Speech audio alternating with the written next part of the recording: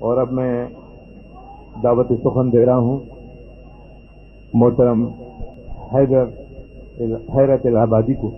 حیرت الہ آبادی صاحب کی طبیعت ناساز ہے تو وہ جلد جانا چاہتے ہیں، حالانکہ ان کا یہ مقام نہیں ہے. حیرت الہ آبادی صاحب سے میں درخواست ہوں کہ تشریف لیں، سماعت فرمائیں.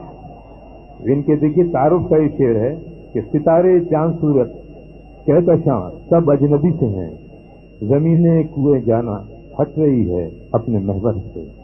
اس خوبصورت شعر کے خالق ہیں حیرت الہ آبادی صاحب. تشریف لے آئے ہیں، آپ سماعت فرمائیں. شاعری میں شاعر دل سے کام لیتے ہیں، صدر دل سے کام لیتے ہیں. جب دل بس ان کا سواد دل کے سامنے دل ہی ہوتا ہے. وہ دل ایسا ہوا کہ دل واقعی خراب ہو گیا اور ابھی بائی پاس کرا کے آیا ہوں. تو آپ ذرا غور سے سنیے. کیا مجھے صاحب کی بات سے کہ زخم پر زخم دل پہ کھائے ہیں، زخم پر زخم دل پہ کھائے ہیں، ہم بہر حال مسکرائے ہیں. دل زخم پر زخم دل پہ کھائے ہیں، ہم بہر حال مسکرائے ہیں.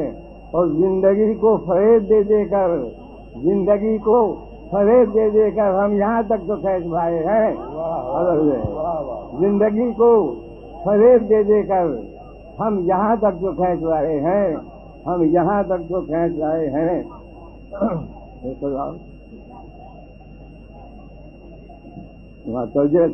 ضروری ہے کہ وہ اگر راہبر نہیں ہوتے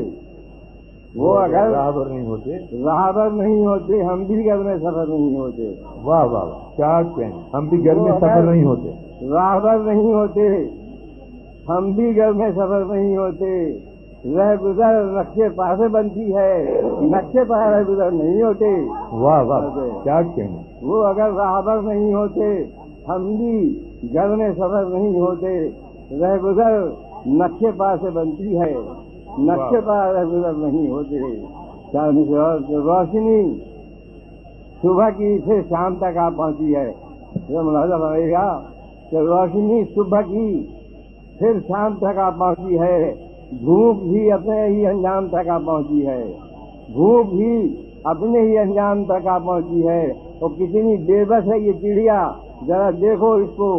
کتنی بے بس ہے یہ چڑیا، ذرا دیکھو اس کو.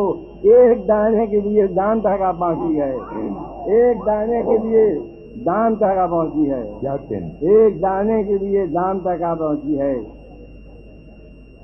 جی جناب، فکر سے جب جسم پر کچھ ہڈیاں رہ جائیں گی، فکر سے جب جسم پر کچھ ہڈیاں رہ جائیں گی، دیکھ کر سکتے میں دونوں پتلیاں رہ جائیں گی.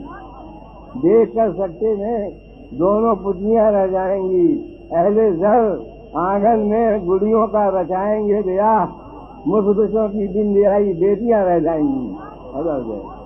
اہل زر آنگن میں گڑیوں کا رچائیں گے بیاہ، مفلسوں کی دن دہائی بیٹیاں رہ جائیں گی.